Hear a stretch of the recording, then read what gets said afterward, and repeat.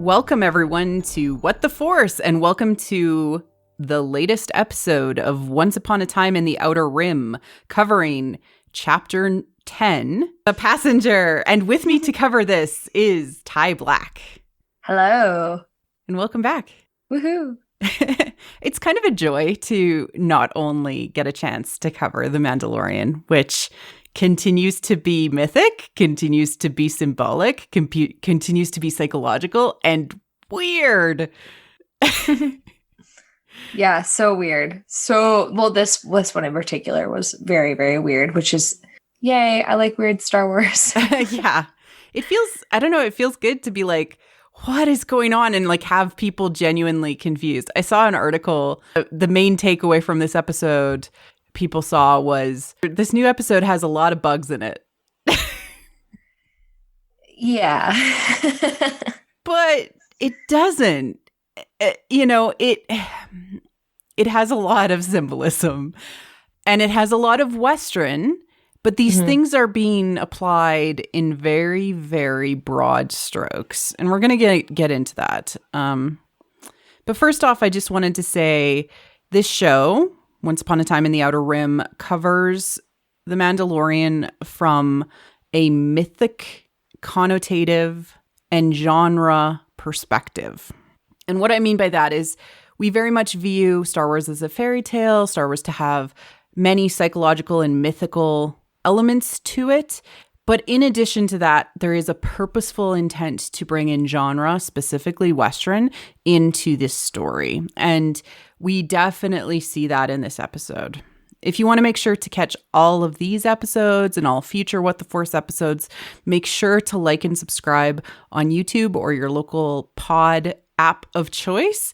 And this is going to be a spoiler deep dive discussion. So get on your analytical pants, I guess.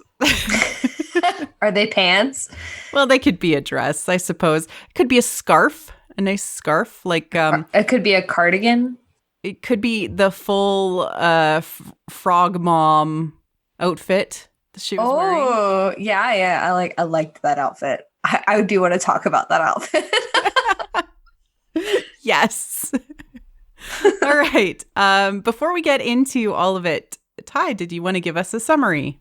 Yeah, sure. So this summary is a little bit longer than last week's because a lot happened in this episode. A lot happened. So I tried to summarize it as much as I possibly could. Chapter 10 of The Mandalorian. Speeding back to Mos Eisley, Din Djarin and the child are ambushed by a group seeking to take the child. Din deals with them in a hilarious but also quite frightening sequence involving his jetpack. With his speed bike now totaled, Din must then walk the rest of the way, carrying the child, Boba's armor, and the crate dragon meat on his back. That's important, by the way. When he arrives at the cantina in Mos Eisley, he retrieves new information on Mandalorian whereabouts from Peli. This adventure requires ferrying a frog lady to an estuary moon called Trask, where her husband awaits to fertilize her eggs. Din is told that there may be Mandalorians on Trask as well. As he travels at sublight speed with his new passengers, he is stopped by two New Republic X-Wing pilots, Carson and Wolf, who suspect him of being a not-so-good guy. Din makes a run for it and ends up making a rough landing on an icy planet, and the Razor Crest then falls through a layer of ice, damaging it even further. All the while, Din has attempted to keep the child from feasting on Frog Lady's eggs, but the child keeps finding ways to sneak them out of their pod and slurp them up. Seeing that Din Djarin has essentially given up on his quest, the Frog Lady rewires the droid Zero from a previous episode and evokes the Mandalorian Creed, forcing Din to continue his quest and repair the ship. Whilst doing so, the curious child leads Din further into the cavern, where a Frog Lady has found a hot spring and is bathing with her eggs. The child's curiosity and gluttony get the better of him, however, when he decides to eat a different sort of egg he discovers in the cavern. Chewing on an unborn spider, the child has now awoken the entire nest.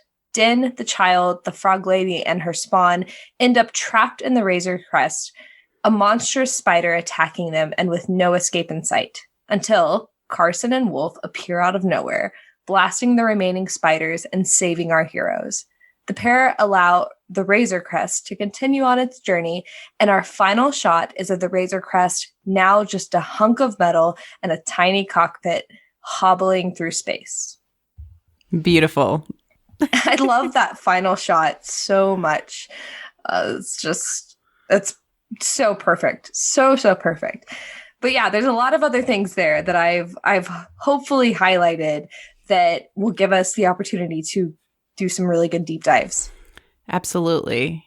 So one of the first things I did want to talk about before we get into kind of thoughts and feelings is that there is a massive structure change that has happened, at least so far this season, that I wanted to point out. And I think that it might be sort of causing some, dissonance with how we're looking at the episodes. I notice it pretty strongly in some shows, especially Asian dramas do this a lot. And it's they put kind of the next episode, it starts kind of before the end of that previous episode, or the breadcrumbs for the next episode are in place by the end of that, like the previous episode. And it's not full, like we see a couple of minutes of that next episode. But certainly the Mandalorian season 2, episode 1 continued on about 10 minutes into the next episode of episode 2. It's like he had unfinished business on Tatooine. Whereas previously, we would see him leave and the final shot would be, hey, you're in space, or you're done with these people or this planet, and there's nothing left to see. This episode is going to feel like a kind of a two-parter because he hasn't completed his mission to drop off the frog lady, or frog mom, as I call her, on the planet that he's, gone to go to. This is just the journey. Yes. What did you call her? Frog mom. Sorry, what was it that you called? Frog mom. You said frog mom? Yeah. Why? Sorry. Okay, I get you now. Yeah, because they called her frog lady. Yeah, they call her frog lady, but she's really a mom. Frog mom makes more sense. Yeah. I mean, she's maybe not a mom yet, but she wants to be. Potential mom. Yeah.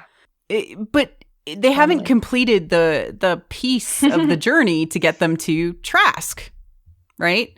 And I don't think that we're used to seeing it like kind of semi-unresolved by the end of the episode, but that's 2 episodes in a row where it's kind of semi-unresolved. He was still on the planet, and then he still needs to finish dropping off the lady. So it's just a structure change that's just, I think, really interesting that we're seeing it play out. And I'm wondering if it's going to continue for the rest of the season.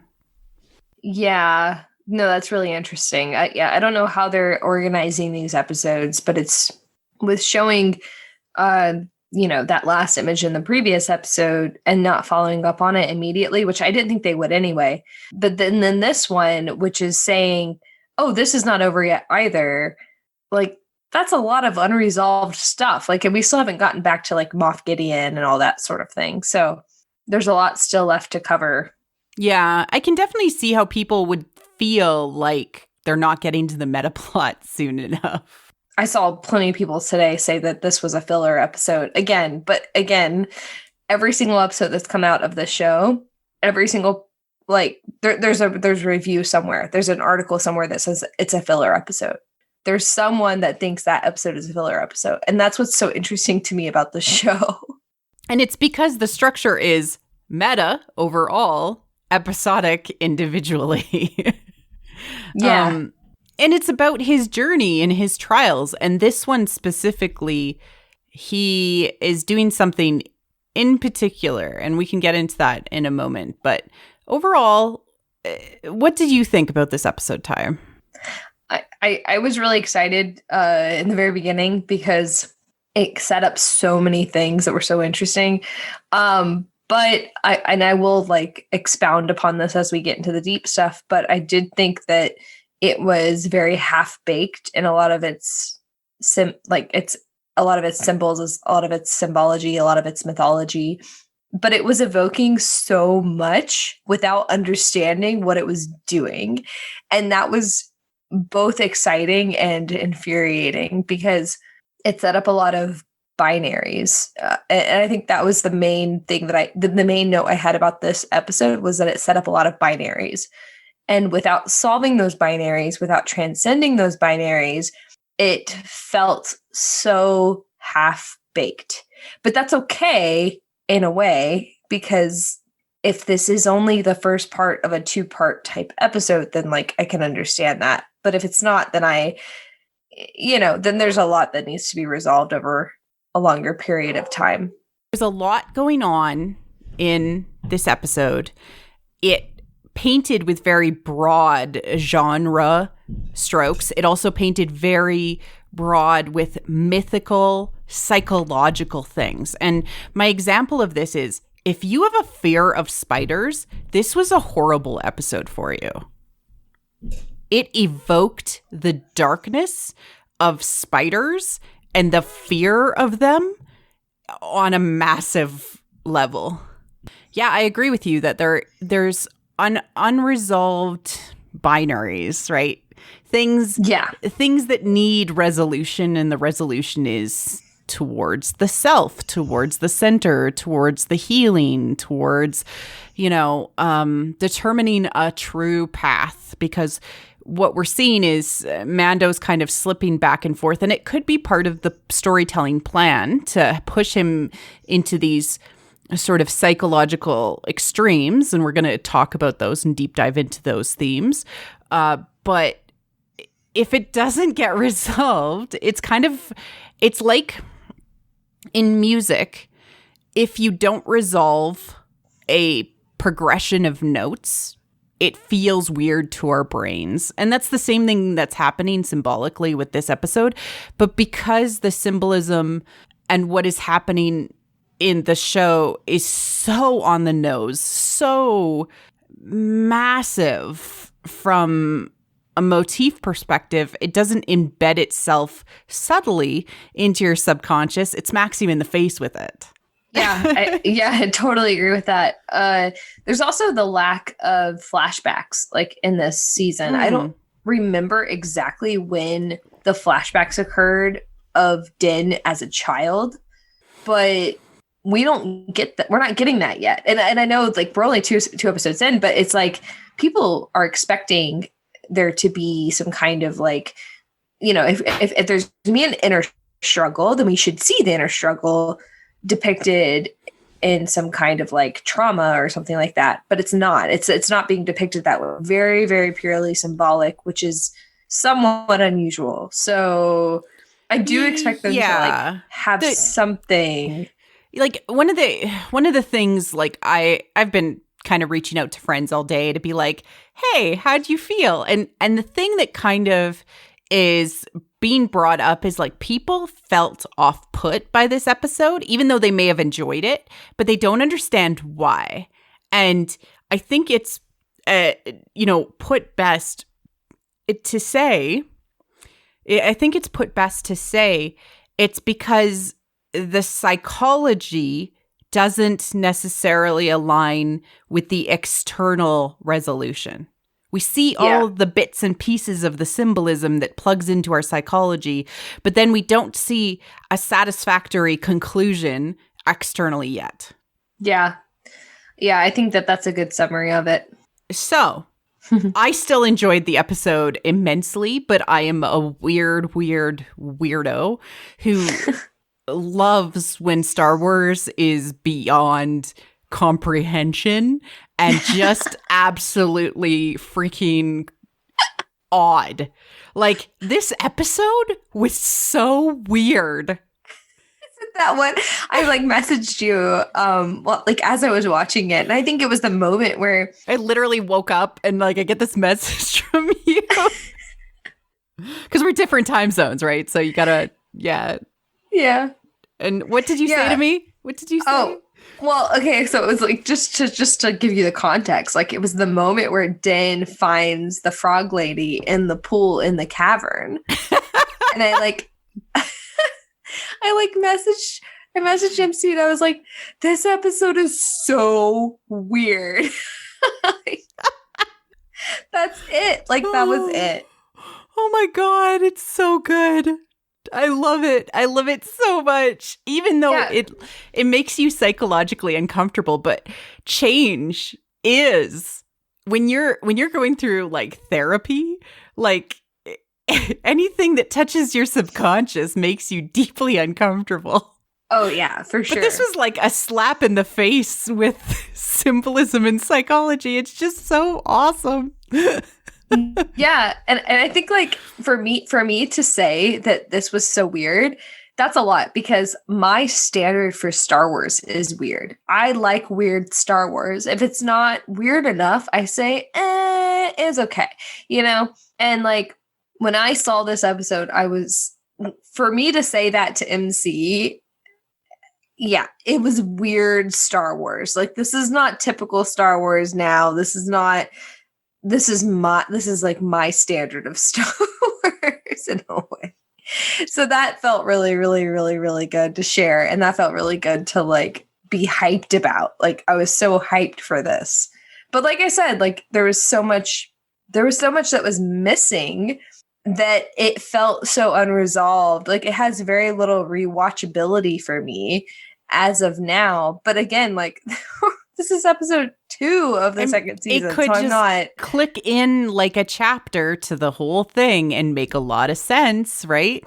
We don't know yet. And exactly. Yeah. I do want to point out our frog mom and how amazing moms in Star Wars are.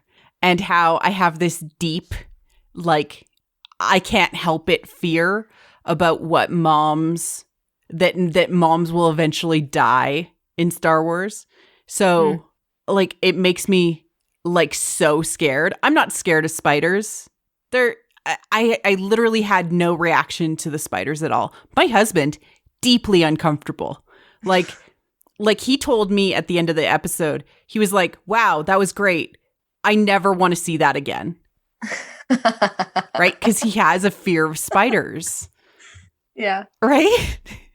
Yep. You don't throw that many spiders in because that's like a deep psychological thing. Like people are naturally scared of spiders, right? Like it's like one of those things like people react to snakes and animal forms of things make us react in a very fight or flight kind of way. Or, you know, if you've understood them or you've come to terms with them, you're like, you exist. Cool. You know? Right. No, snakes are my problem. I don't have an issue with spiders. So, but it's really funny that you said that because my husband is also deadly afraid of spiders. I have to kill the spiders, but but he deals with anything like slick, like snaky type of thing going on. Like can't deal with any of that. So it's all very symbolic though when it comes down to it. Like your fear of spiders is very much wrapped up in a symbolic, like psychological, thing, like whatever, like they're obviously it could be more simple than that, but at the same time, like I don't know, I've delved into that sometimes with Corey and I and say, okay, well, why do you not like spiders, or why do I not like snakes? Okay, let's dig into that. And it's really, really interesting the kinds of things that you find. Mm-hmm. So I definitely thought it was a weird thing because typically Star Wars is dealing with more of a snake-like tentacle like type of thing. That's like a horror. And we typically don't get spiders as a horror. Yeah, we got them a little bit in Rebels, and they definitely looked like the same species, but just adapted to ice as the ones in Rebels. And those were, let me get the name. Krykna. Yeah, you can just look them up on Wikipedia. They're based on a Ralph McQuarrie drawing of a spider. They brought them into Rebels, and now, being a Dave Filoni show, now they exist in live action, The Mandalorian. Oh, yeah. I thought it was also important to call out the fact that this was written by Favreau, right? Yeah. The first 2 episodes have been written by Jon Favreau. And this one was directed by Peyton Reed, most famously known for Ant-Man and Bring It On. Bring It On. Yeah. I thought that was so funny. Yeah. And we also got Dave Filoni and Paul Sun-Hyung Lee, who is most famously from Kim's Convenience, which you should totally watch on Netflix if you were anywhere else in the world than Canada, because it is a Canadian show available on the CBC. It is awesome. It's about a Korean-Canadian family. Yeah, I know about that show because of Lindy, Drama Lindy, who is a good friend of ours. But I haven't watched it yet, so maybe I will watch it now. Yeah, he's the dad and the main owner of Kim's Convenience, and yeah, he's very funny, and it's just kind of a joy to see people that you love and wish for success to end up in Star Wars. Yeah, definitely. I liked sort of their banter with everybody else. So Carson and Wolf, the 2 X-Wing pilots of the New Republic, I really enjoyed that. I also loved Pelly in this episode. She is just like amazing Star Wars gold. She's like, I hope there's no maggots on that dragon or that crate dragon meat. It's like, I love her. And then she was eating it. Ty, did you notice that? The feminine ate the dragon. Yeah, I did. Well, I think Pelly is going to keep coming back after that scene. Yeah. Like, she's so amazing. I love her so much. And like, she's kind of become another mentor to him. She's one of those people that, like, she starts out as kind of almost a trickster type of helper type of thing. Like, almost like a disguised helper. And then she's still a helper. She's still a helper, but she grows into that mentor type aspect, which is very typical of myth. It's like, it's somebody that keeps popping up and ends up having a gift or a skill or some kind of wisdom that the hero doesn't have and the hero never expected them to have. So the more they pop up and the hero is just like annoyed by them, or like, it could be anything from like the Cheshire Cat to like the guy from The Knight's Tale that's like the gambler. I forgot his name. The one that plays oh my god, in the Marvel movies. You mean Chaucer / Paul Bettany? Paul Bettany, yeah, the Paul Bettany character of A Knight's Tale, yeah, and like Chaucer, right? Chaucer, yeah. But it could be like that kind of character, which is very much symbolic in myth, is like popping up and like annoying the hero, but like has something the hero needs, and it's a symbiotic relationship. So yeah, she certainly got paid. She got paid by him for all of the help that she offered, but yet she also helped him with something that he was missing. And we're going to get into that with the mythic stuff too. Exactly. Yeah, totally. And I loved how she framed it too. She was just like, well, I got away. We got the information. We know how to get you there. But it's not in the way that you would think. Yeah, definitely. That was really good. And some of her best lines were in this one where she was like, yeah, I swear my life on her or whatever. And then she was like, oh, I just met her 10 minutes ago. Yeah. Like, this is some of the best stuff. I loved it so much. We had some outstanding Baby Yoda everything. Like, he seems like he's developing himself into his own unique personage. Yeah. And I have points about that too. I think that's really important. Yeah. But continue. Well, it's reflected in not only what happens, but also he gets this sort of new, it's really interesting. It's like a synth. It reminded me for some reason of some of Labyrinth from a synth perspective. But it's like this wonderment. And I I like tweeted at Frank Lehman, who's one of the musical experts that I've had on the show, and he's amazing. But he said it's almost a deconstructed Yoda theme, and I actually genuinely think it's the start of Baby Yoda's full theme. So it's so weird, that whole conversation, because I was texting Marie Claire and I was like, okay, I know this is something, I don't know what this is. And then Frank Lehman was, posting about it. But I was putting in our notes. I was putting in our notes like the music, but I didn't know what it was, and I was trying to figure it out. And then Frank Lehman was like tweeting about it. So I tweeted Marie Claire and I was like, okay, please like interpret Frank's tweets for me, because I don't know like what he's talking about, and I have a horrible ear for this. So there's two like important musical things that I listened to this episode. I'm gonna have to dig into it more with Christy and actually spend some time listening to the soundtracks. Yes. But Baby Yoda has this like wonderment, like a fascination. He's his own person theme, and you can hear it really, really clearly when he approaches the egg container the first time. And then when the X-Wings leave at the end of the episode, you hear the March of the Resistance, which is da da da da da da da da da da da. Yeah, which is like the Resistance theme from TFA, and you hear it kind of all throughout the sequel trilogy, but primarily you hear the March of the Resistance most strongly when Finn and Han and Chewie arrive back on the base of Dakar, and Finn is like looking across like the hangar and everything like that. That's when you hear it the most. And yeah, when the X-Wings leave, you hear it very clearly, like a chunk of that theme. So like Ludwig is listening to the other thematic elements, and it makes me wonder if we're going to hear the Force theme this season.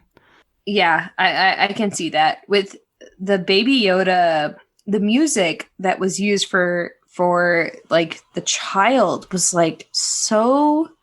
I don't, and I want to like say this right off the bat. I do not have an ear for this stuff. Like I can tell you what I feel, and that's pretty much it. Like I don't have a way to provide any like authoritative meaning behind it. But when I listened to the theme that was provided for every single time, like the child came into contact with those eggs, and like, and both types of eggs, the frog eggs and the spider eggs, there was like this curiosity filled, magical filled theme that to me, the closest thing that I could think of, I was like, wow, this feels like Stranger Things. Yeah, and there was layers of synth on top of that. It was the synth. It was the synth. It was these layers that evoked Stranger Things for me. And I don't know if that's a technical thing, but the feeling was there. So what's really cool about that is that it almost evokes that the child is growing up, right? Yes. Because if the feeling, if the pop culture reference is there, then even if it's unintentional, then it still is there. It's like, okay, this is a kid who is understanding like consequences, and he's understanding, what his instinct can lead towards, and like what are the consequences of his instincts. It's discovery, it's wonderment. It's like, especially when he approaches the egg jar for the first time, and the egg, like, I think he uses the Force because you kind of hear that sound that they've started to use for the Force, the ooh sound. Amazing sound design. Like, shout out to the Skywalker sound. Brilliant people like Matt Wood behind the scenes doing all of that work. But like when the egg floats closer, like there's this like I exist separately. I can make decisions. That's what the theme and the motif is telling me. It's cool. Yeah, I think it's a good way of looking at it. But the puppetry of Baby Yoda and the frog mom suit wearer, we had Missy Misty Rosas. Yes. She was the one who played Quill previously as a physical actor. Yes. And she is also playing Frog Mom. She's amazing. I love her. Like, she's so sweet and so nice on Twitter. And like Quill is still like one of my favorite characters in existence. Like, I love him so much. Like, if you would have told me 2 years ago, okay, Marie Claire, you're gonna love an Ugnaught in The Mandalorian, I would have been like, what? So I kid you not. Like, I was watching this episode this morning, and she made one gesture where she moved her hands together, like on her stomach, and then tilted her head a certain way. And I said, "Oh my God, that's Misty. That's the woman who played Quill." And I looked it up, and I was like, "Oh my God, I was right." I was just so happy. She got a credit at the end of the episode. Yeah, well, as well she should have. Yeah, I'm just so happy because normally speaking voices or non-speaking roles don't get credit, and I'm happy. It's inconsistent because speaking roles sometimes don't, and sometimes like non-speaking voices do. It's a little odd. It's fine. But she got credit though. So she got like a Bane, it was like Pablo and then Amy Sedaris and then her. So good. Yeah, I was just really happy. Good. Yeah. But okay, so Baby Yoda's puppetry. Oh yeah, there was something I wanted to say about that. Like, yeah, they're perfecting the in between area between like the CGI and the puppetry. Right? So they're able to throw the puppet on the ground and cut to a different take and then go back to the baby, back to the child, where they show like a CGI version of it. Like they're manipulating our minds to buy into the child being this puppet, but also this thing that can move. Because like there's a scene where the child stumbles in the snow. He's like kind of not stumbling in the snow, but he's like walking in the snow in the cavern up to the eggs, the spider eggs. And he's kind of shuffling in the snow, but you buy it because everybody walks a little funny in high and deep snow. So, but then you also know in the back of your head that it's a puppet. So the snow is actually helping them in covering up the fact that it's a puppet. Yeah. But then they're so focused on like the face and the arms, which is exactly what they should be focused on. There was like a scene that at the very end of this episode where the child stumbles kind of, and he's like, cooing to have Din pick him up. And it's like it made me cry. Like it totally made me cry. It was just very emotional. And so it was so charming and so endearing. But it was CGI. And it didn't take away from that. It didn't take me out of it. But I very much respected the fact that they are switching to and from CGI and puppetry, or like you said, the animatronic, based on what the need is for the emotion of the scene.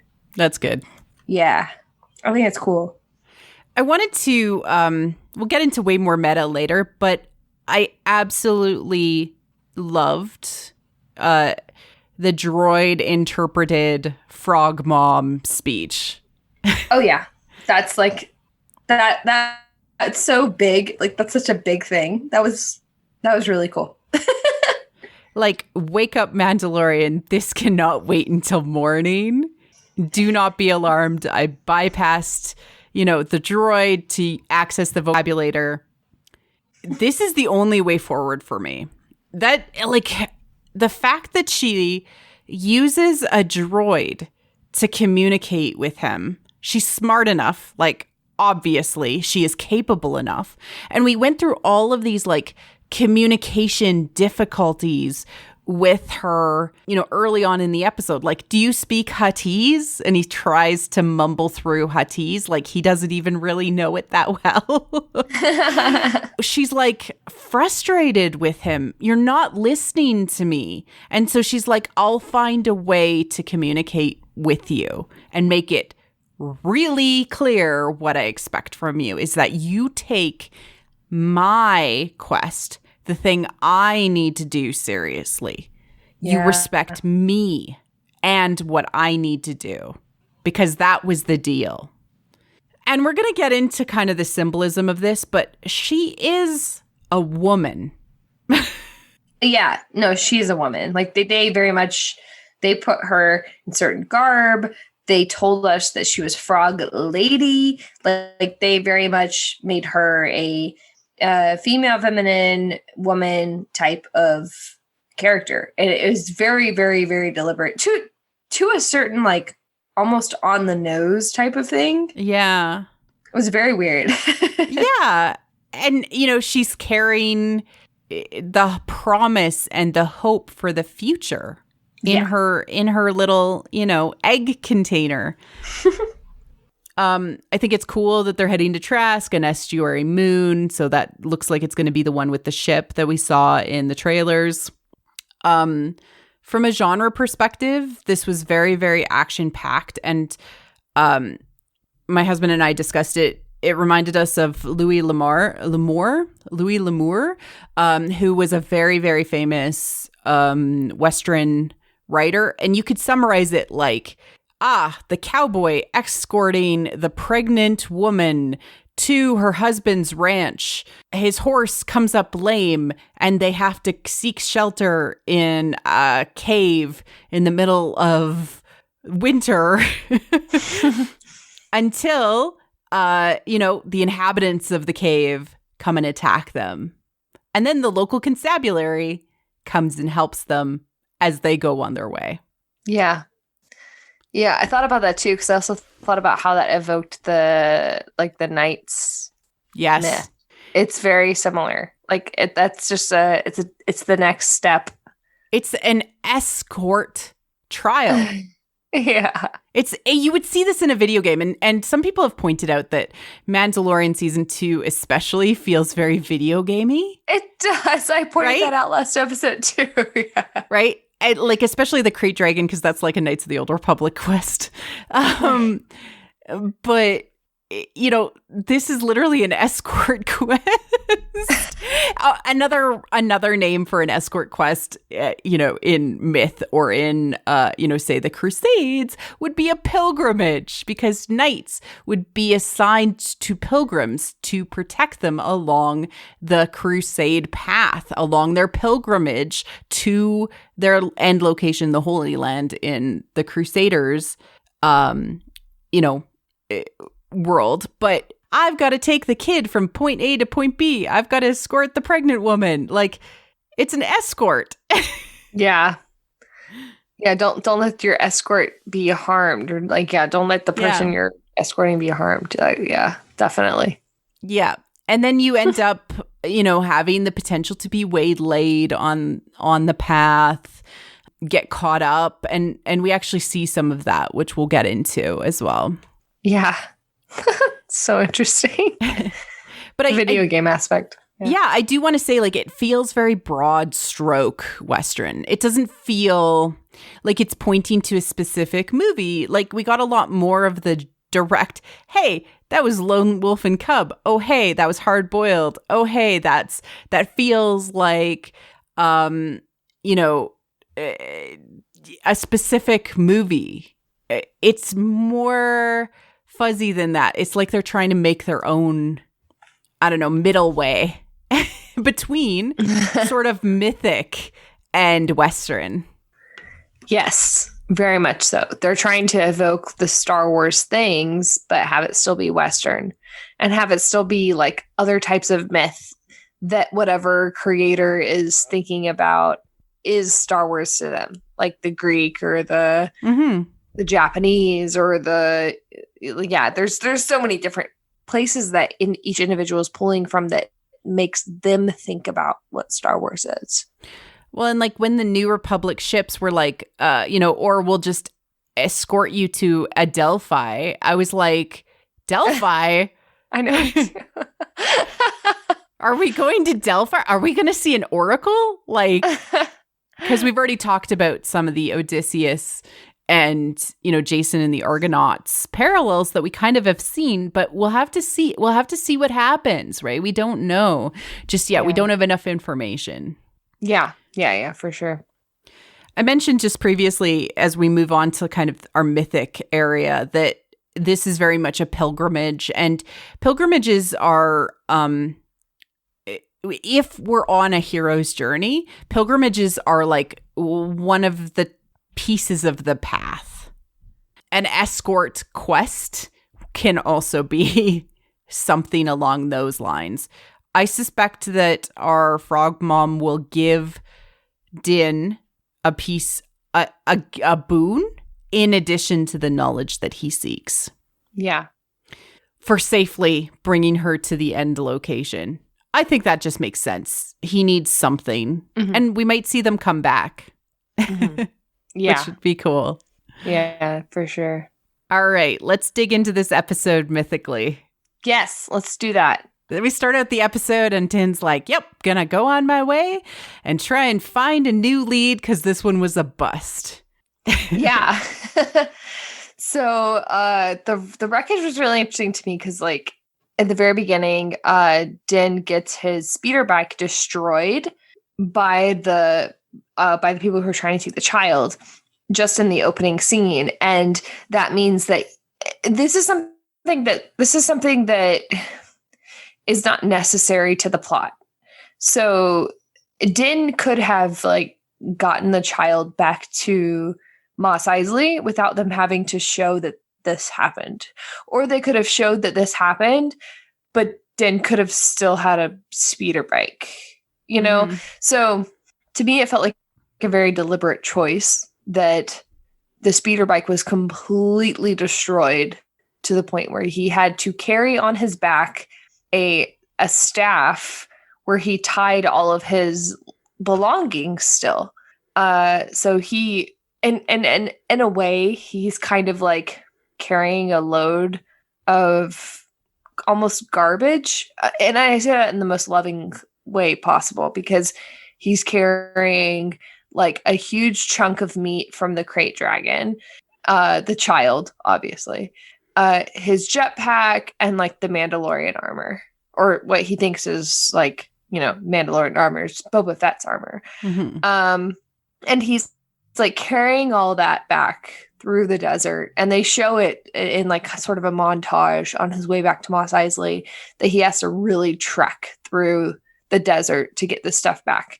And even like Pelly calls him on it, and she kind of like looks at him in a weird way and is like, "Oh, you did all that, and you killed the Mandalorian or whatever." And it's just, everything is showing us that he had to like lug all this stuff back. But think about that, and I keep saying, this episode is filled with binaries. Think about that image versus the very, very end of the episode where Din is piloting a basically like garbage truck, that's barely hanging on, that's totally ripped to shreds. It's the exact same situation that he was in at the beginning of the episode. He doesn't have anything left. All that he has on him is the Boba Fett's armor and the child, and then the how do I say this? The way that I summed this up in my notes was the past, the present, and the future, right? Because like at the very beginning, he has the past, present, and future is like the old armor, like the Mandalorian armor. The present is the crate dragon meat, because that's like sustenance. It only lasts for a very short time. And then the future, which is the child. And then at the very end of the episode, like he's in the exact same situation. He's got like he's still got the old armor. I assume, right? Mm-hmm. I assume he still has like Boba's armor. And then he's got like the present, which is the child, which seems to be like this burden that he's constantly trying to keep from doing damage. And now the future has become the eggs. Yeah. You know? Yeah. Yeah. So it's like a binary. It's like they show us one thing in the episode, they show us something different later on that become opposites of each other, or they become foils of each other in a way, you know? Yeah, we see lots of binaries in this episode. Lots of binaries. Yeah. There's also something else I wanted to point out, which was that the idea of like the knight who loses their horse, because that's kind of the mythic comparison. That's like the mythic parallel here, is that often in myths, or not in just myths, but like specifically actually, you know, it happens in like Greek and Roman myth too. They could lose their ship. Their ship can be totaled. Their ship can be blown into pieces or whatever. But more so in myths about knights and the Knights of the Round Table is that they can lose their horse because the horse goes wild and like runs into the forest and bucks off its rider, or they can have their horse stolen from them or whatever. So this is the point at which typically they're led to the world navel, because they are no longer in control of their steed. Like, they are not driving. They are not in control. Their steed has taken on a life of its own. And if that means that, like, yeah, your speeder bike gets totaled and you're at the whims of, you know, some random mechanic on Tatooine, or that means that your ship is on its last leg, it is hobbling to your next location, it's the same thing, you know, like, essentially. Yeah. What's really interesting about especially sacred stories or myths or folklore, when it comes to, like, there's a bunch of folklore where you're escorting someone, you're escorting an old woman, you have to carry her on your back. There's a bunch of them in Asia where you have to carry an old man or an old woman, and the closer that the heavier that person gets. And so the journey becomes harder and harder and harder. And at the end of the journey, it always is that old woman or old man was actually a god or a guardian or some sort of spirit. And by doing that sacrificial duty of doing what was expected of you through all the hardship, they let you live because they were planning on killing you. Right? It's, yeah. And that so much relates to the frog thing. It's insane. Yeah. Yeah. Like, it's a common, like, folklore thing that is, like, almost universal, that, like, by doing the right thing, even though it was hard, you got your life. Yeah. No, that's so bizarre. I didn't even think about the fact that the old woman thing or the old man thing was a part of that. Even if you want to think, okay, so a fun parallel here is in pop culture is in Hunger Games, when Finnick carries the older woman on his back to save her from the fog, and then at the end she jumps off his back and she, like, runs into the fog, and she's like, she basically tells him in the limited way that she could, like, your life is more important than mine because you're young, like, you need to live. With that, like, because it's the Hunger Games, like, she gives up her life and ensures his place to win. And it's so funny because that's, like, very, very, very similar. Very, very similar. But anyways, yeah. So the whole thing about, like, this, like, the idea that, you know, this ferrying of this fertile passenger, yeah, Which has twofold meaning, right? Because it's the woman and carrying the eggs, but it's also the eggs themselves, which represent potential. Like, because they're unfertilized, they are only the chance of something potentially happening. Yes. Yeah. That was so funny because a lot of people are saying how horrific it is about the egg thing, which we will get to. But just to ensure you, they are unfertilized eggs, which means that they are not chicken eggs.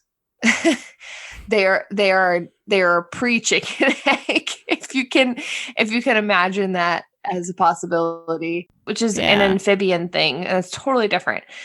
The interesting thing about this one is that the eggs and the fact that these are not fertilized yet, all that kind of stuff, this is leading us to the glimpse of the world navel. And that means that this is not just about life. This is about where life comes from, right? So those eggs are not lives. They are potential lives. They are what is going to be. And I thought about this for a long time and I was like, okay, I kept trying to find a lot of clear myth on this, and I couldn't find a lot of clear myth. It's very, very, very loose, which makes sense because this is myth is all about life and death. So this particular thing is just used so much that it doesn't have a solid understanding of it. We would be here for days if we were trying to make sense of a mythological consciousness, or if there would be any at all. So in context, what this means, the world navel, basically, what does it mean for me, I was like, what does it mean to the Mando Creed? What does it mean to the foundlings? Because it's very much paralleling the idea that Mando is taking his foundling, but he's a foundling, right? Mm-hmm. So a foundling is taking his foundling to try to find where that one came from, his parents or his kind. And here you have this mother who's taking her potential lives, her eggs, to her husband to be fertilized on a new world where they can kind of start anew and continue on their species. And that was so, it's basically, to me, this could be the new Mandalorian Creed. This, in a way that it's not the Mandalorian Creed, but this could transcend the Mandalorian Creed. Yeah. Become a more important piece of it. Right. Yeah. Become the new tradition in a way. Yes. I agree. And I think, I'm wondering if he's going to fall into a whirlpool on his night sea journey, because that would be going towards the world navel, right? Yeah. And also falling into the underworld. Oh, I want it to be so weird. I want him to please let him go into an underworld. That'd be so cool. I mean, he's on a boat and we both you commented on it, but night sea journeys are really psychological. Mm-hmm. Yeah, so much so that they don't have a definitive explanation. They're just a thing. They're different for different people because they evoke so much from the individual. Mm-hmm. So they're simple, but they're also complex depending on who you are. Because we put our own lenses on all of these themes and motifs that we see psychologically.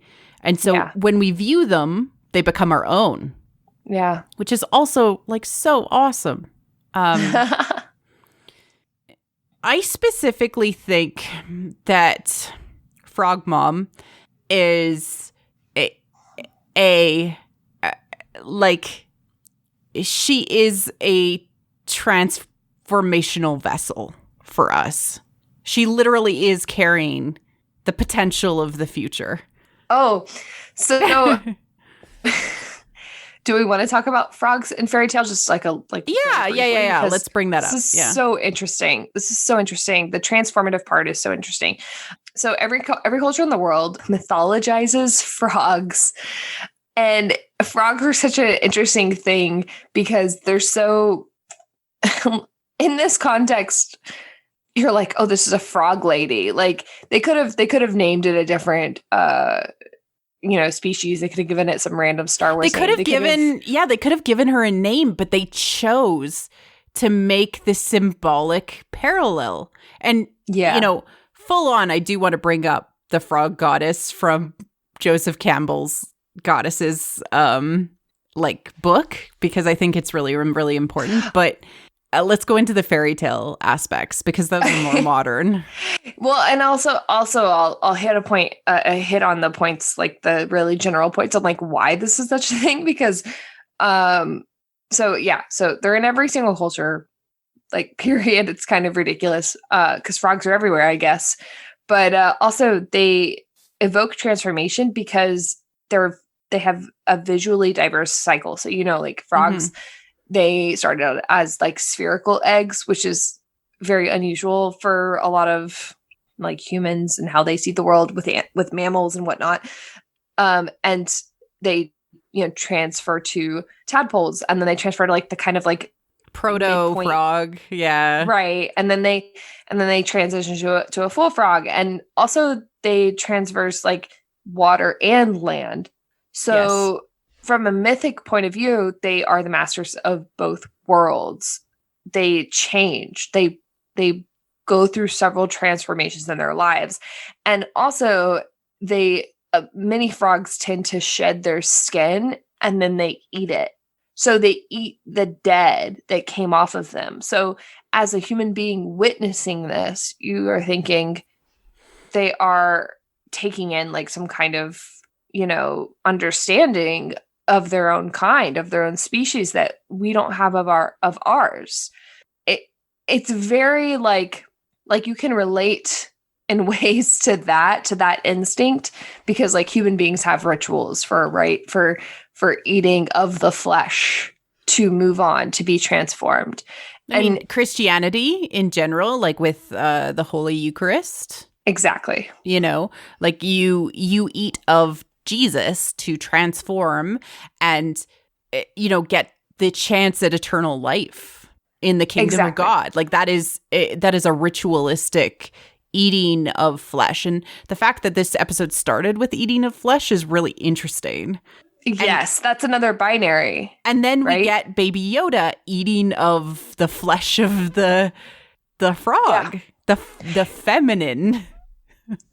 Yes, that was another binary that I thought that was like super, super interesting, because we had that like the meat being cooked and versus like this raw egg that he's like slurping, that was super, super interesting.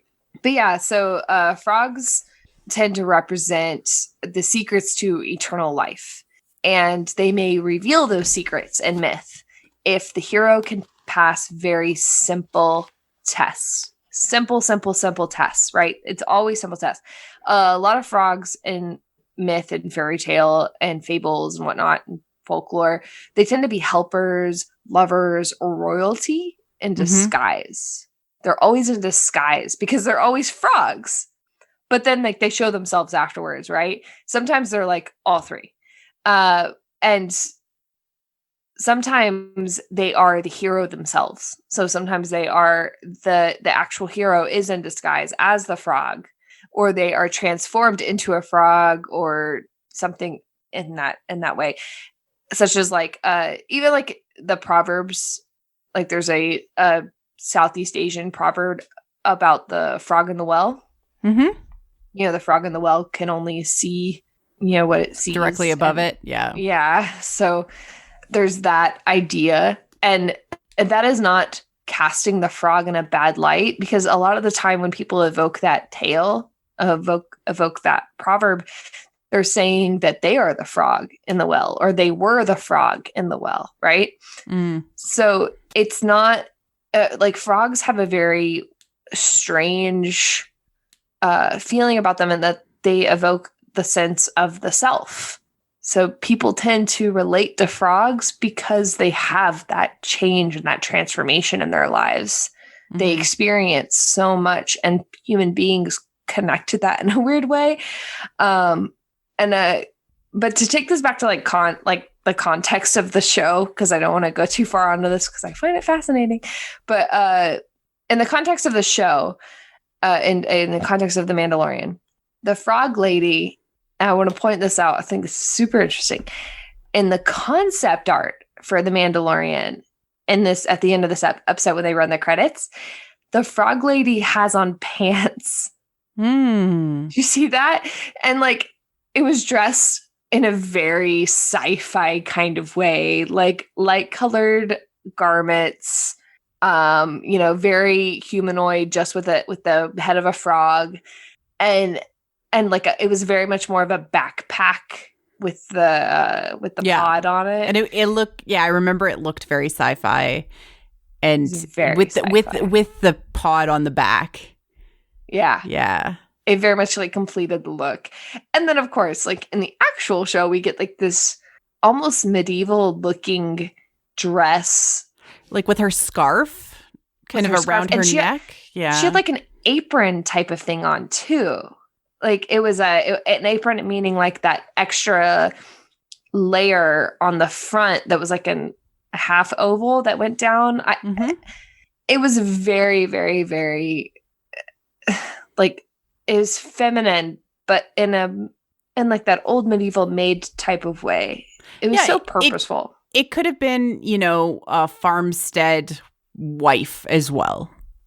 Yeah.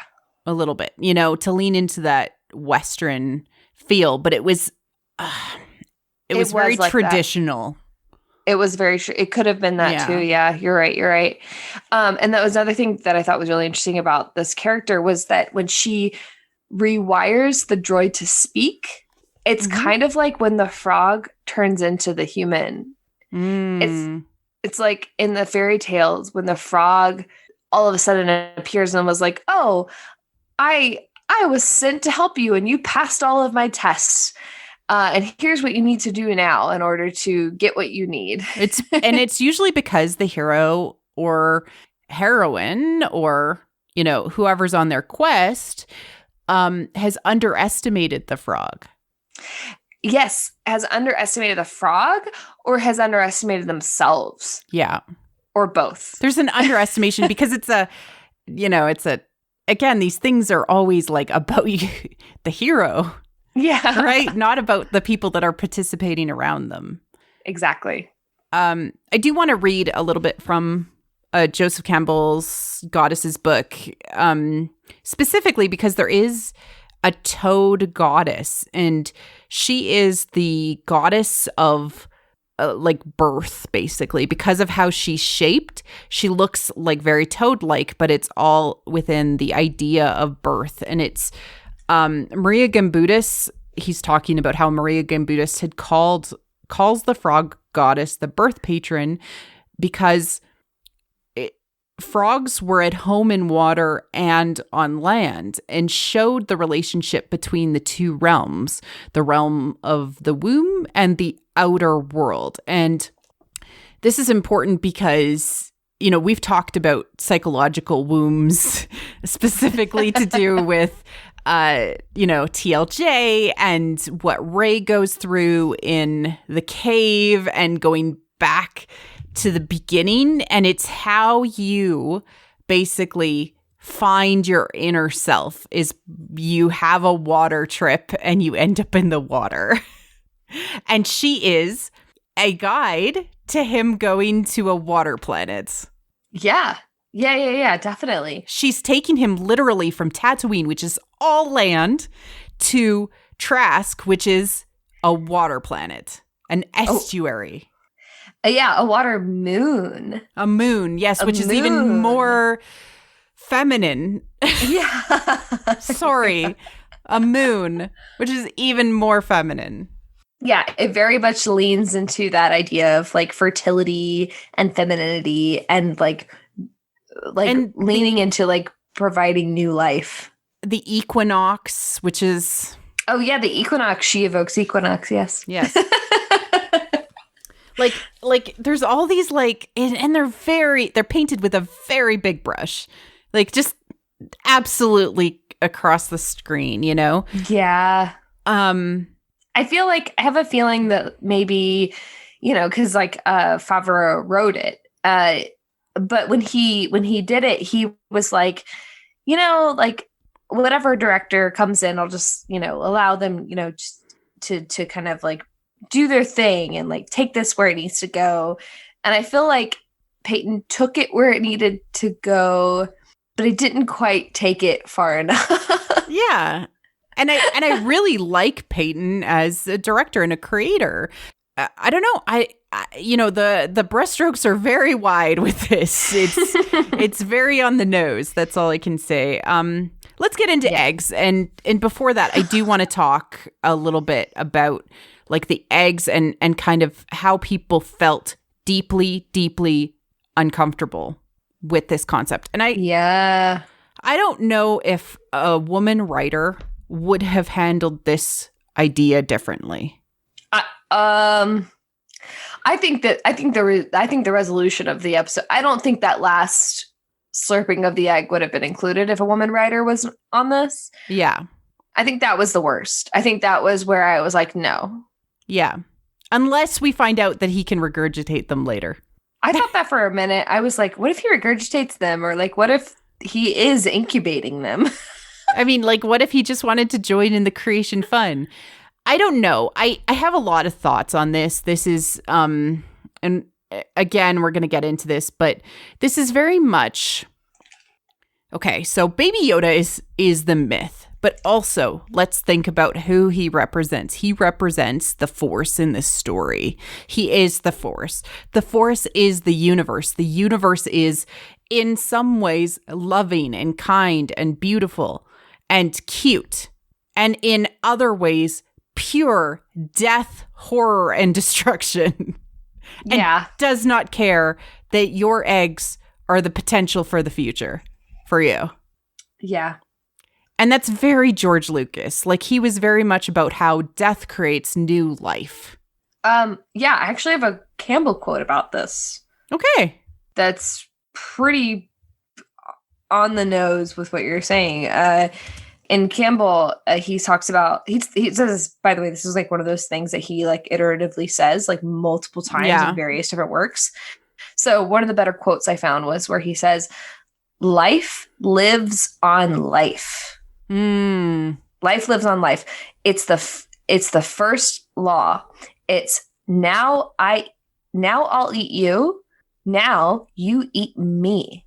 Mm-hmm. The first function of the mythological order has been to reconcile the consciousness to this fact. Yeah. So he's very much of the mind that we eat each other. Yes.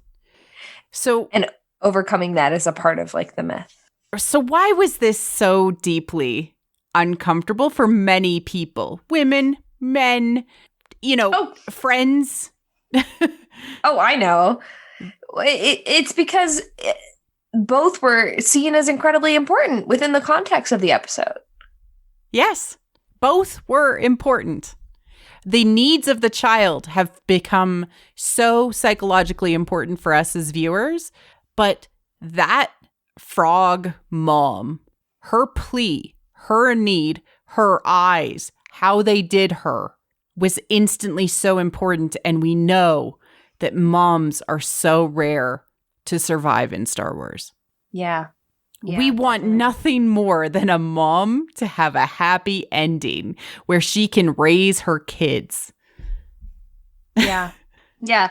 And like, this is presented as like a high stakes type of thing. And they lean into it with when she reprograms Zero to talk, so that she can tell him like how important this is. Like, it doubles down in how important this is to her. And yet they keep having the child sneak a little bit of a egg right there. Yeah. And it's kind of gross. It is so gross. It grossed me out on some level. And it makes you uncomfortable because it's actually very psychological. But let's say, what is the metaphor that is happening here? It's, as a woman myself, this is how I connected with this story. This is what I saw. When I became an adult, I was constantly under the pressure to say, are you going to have kids or aren't you? And every month is a lovely reminder that you're running out of time. Baby Yoda eating eggs is reminding us that this woman only has so much time to do the thing that is really, really important to her. She can't be waylaid on the journey. It's interesting that she does get waylaid on the journey, and we're going to talk about that in a moment, but it's a ticking it's a ticking biological clock represented metaphorically on screen with Baby Yoda destroying an egg. I think it's like 10 by the end. I also think there's like a tinge of boys will be boys attitude. A little bit, yeah. So again, I think that this would have been different if it had been written by a woman. Yeah. Handled differently. Yeah, definitely. And it would have been different if the child was coded as feminine. Mm-hmm. But it's not. It's coded as masculine. They keep saying he. Mm-hmm. So all I can see is like this little troublemaker that's getting into things. Oh, like this boys it's like, will be boys attitude. You little rascal. Like, and even though we hear a little bit of Pedro Pascal's like horror, like, no, that's not food. Like it still is visceral for us. There's no consequences. Like, yeah. There's no consequences. This is like absolutely dark side behavior. Yeah. If you want to get into that, but it's destruction and it's death, and that is what the dark side is, right? It's not life and creation.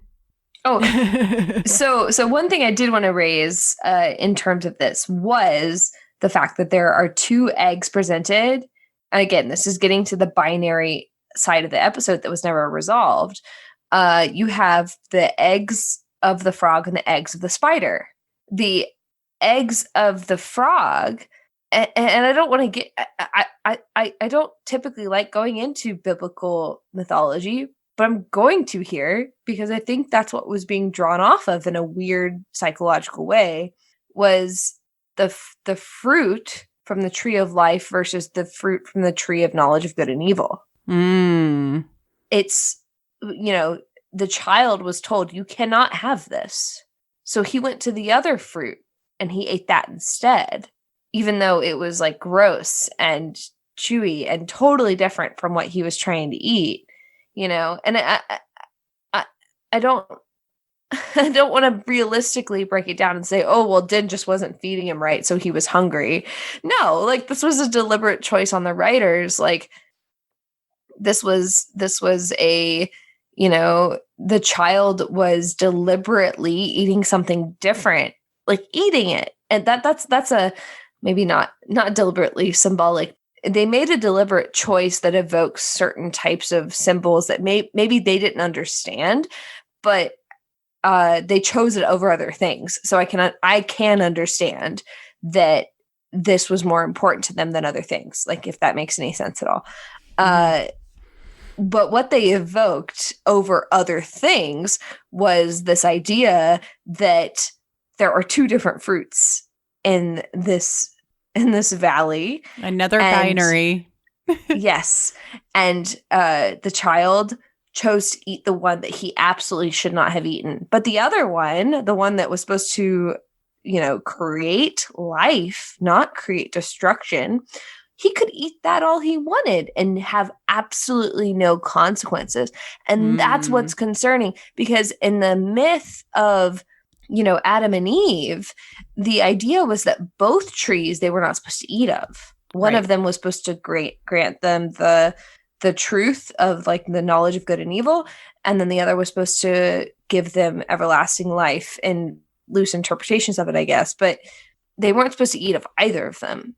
And now you have Baby Yoda. He ate of both of them. The child ate of both of them, and he gets no consequences. Yeah, none. You're usually expelled from the garden by this point. Yeah, exactly. Like no sacrifices needed to be made. In fact, the mother, the frog lady, ended up shooting the spiders around him to save him. Yeah. At the end, which was actually a very strange moment that I don't know was set up at all. Like, that was a moment where I was like, okay, that wasn't set up to be a solution of the conflict, because she doesn't know that he was eating her children, and we didn't know that she had a gun. We don't know that she doesn't know. This is true. And right? I thought that for a minute, but still it wasn't. Because she becomes more protective of the case as she goes through the episode. So I think, again, why I lean on the, hey, this is the cycles of womanhood garbage that I'm extolling here, and like she's reaching menopause, she only has so much time, is because it's an inevitability of life that you run out of time eventually. Right. And it's a good reminder for everybody that wants to have an opportunity to create anything, right? So eggs are a representation of potential. They are creation in a, pint-sized specific package. Yeah. Right. And so it's for everyone who wants to become pregnant with creation. And that's art, or that's I'm making videos, or I'm doing a podcast, or I'm writing something, or I'm painting my bedroom walls because I like to change them, or I dye my hair. We only have so much time in this life to create before time is up. Yeah. It is a reminder that our lives are finite, and that we can only bring and leave the creations that we create. And right now, until we start doing those creations, it is only potential. Yeah. Yeah, because those eggs can't hatch on their own, apparently. They have to get somewhere. They have to reach a destination. They have to go on a journey. They have to be greeted by a different person. Like, that is a pretty big metaphor. I really, really, really, really, really like that metaphor. Mm-hmm. I feel like a lot of this show is like very self-reflective of the creators of Star Wars. Like, they want to do what's right, and they're trying to tell us by telling these deeply psychological stories. Yeah, definitely. You can see that. In general, eggs also represent resurrection and rebirth. Many cultures provide eggs at a funeral as an example, as the hope of resurrection or rebirth. Because of the nature of the egg, it also represents the universe, because all potential exists within eggs. So I just, there's so much going on in here. I actually have it on my big list of, hey, episodes I want to do with Ty eventually, the myth and symbolism of eggs. And look at this, so many eggs in Star Wars. There's already been 2 major egg situations in The Mandalorian, let alone the fact that Baby Yoda floats around in a flying egg. He is the potential for the future. Yeah, totally. Let's talk about the pilgrim waylaid in the cave with the hot spring. This was such a cool thing, because she's already a pilgrim in a way. She's on a pilgrimage, but this really, really, really drove it home. Yeah. So we don't see that she's disappeared. We see the footsteps leading into the cave, the entrance of the cave, as he puts on his heat binoculars, looks vaginal. MC actually sent me the screenshot from that, and I didn't realize it. But yeah, it's very vaginal opening of the cave when he looks to see where her footprints go. It's pretty funny. Womb-like. They enter in there. She is chilling in the hot springs. This is a typical journey description of somebody who has fallen off the path, right? Yeah. They have been tempted by comfort from their journey. She has found comfort in, where they are stuck, and so she is distracted, and Mando pulls her back quickly, but not before the consequences of the shadow feminine, the dark feminine, which is the spiders. The spider. Yeah. So, okay, to go back real quick, because I think this is really, really, really important. I'm so glad you mentioned this. The idea of forgetting where you are. This happens a lot. I always forget about this in the journey. You forget about the forgetting? Sorry. I know, right? But it is a point because even in the music, so this is difficult in this episode because the frog lady can't talk. But typically in this particular part of the journey, the person who is kind of like wandering off and doing their own thing is experiencing something that they're evoking, they're emoting something. And the other person that's trying to get them back on the path is like, no, that's not what's happening. Like, we have to do what we need to do. Come on, come follow me back. But with this particular episode, the music told us everything. The music was concerning. It was curious. It was magical. What was happening visually was also weird as hell. It was so weird. Again, to your the first thing I read this morning text. This is so weird. It's so weird. I like weird, but this was really weird. But like when she had the little so she was unclothed. Like she was naked. It was like a birthing pool. Yeah. And she had the eggs in there with her. It did seem like she lost sight of what was right in front of her. She had pictured so long of having these eggs become fertilized, and and it's so sad because I think at one point Din says, "I know it's warm, but we have to get back to the ship." Mm-hmm. And it was like this disconnect where he doesn't understand. Like, he doesn't understand. And I'm over here thinking, like, let her stay with the freaking eggs until you finish the ship. Like, yeah. Let her keep the eggs there. They're warm. He said he can't protect her there. Like, this place is dangerous. Yeah. And right? That obviously became apparent, but it only became dangerous because of the child's actions. And again, that was never resolved, and that was never, like, there were never any consequences for the child. Like, the day that they punished the child for his actions, I kind of am looking forward to that. I mean, Din tried. He's like, nap time. Which, if you did that to my children when they were acting up, that is punishment. That's funny. Right? I know. And that would have been somewhat of a punishment, but it wasn't long lasting. So no. Yeah. Other things got in the way. Yeah. But yeah, that something else I wanted to say about the bathing part was that, and this is probably the mindset of the frog lady, even if the writers didn't realize this, even if Favreau, whatever, didn't realize this.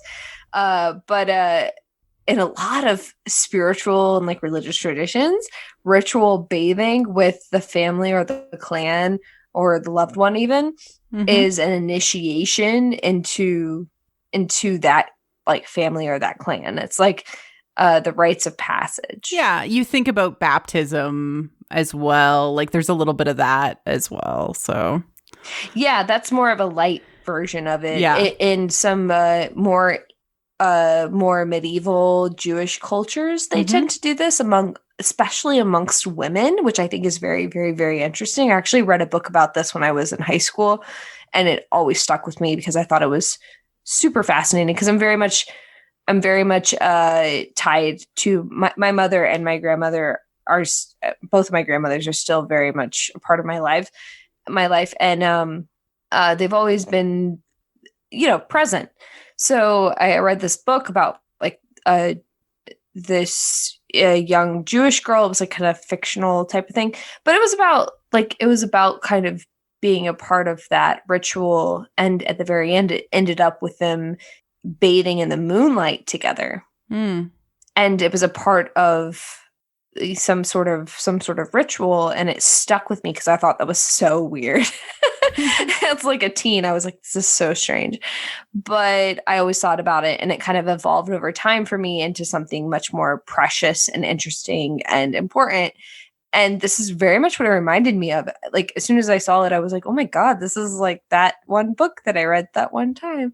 Because it just felt very, she was very like lost in it. Like Frog Lady she was involved in this act. It was not just keeping her potential eggs or her potential children warm. It was an act, something that she was actively doing. It was actually an act of pleasure. Yes. Right? So, So this is really important because I actually think this waylaid journey is going to foreshadow our Mandalorian experiencing pleasure at some point. Oh, I hope so. No, I seriously think so. Because it's a very specific choice. And they spent time on it. And you can tell she's enjoying herself in the hot spring. Yeah. No, they play it out for a lot longer than what I anticipated.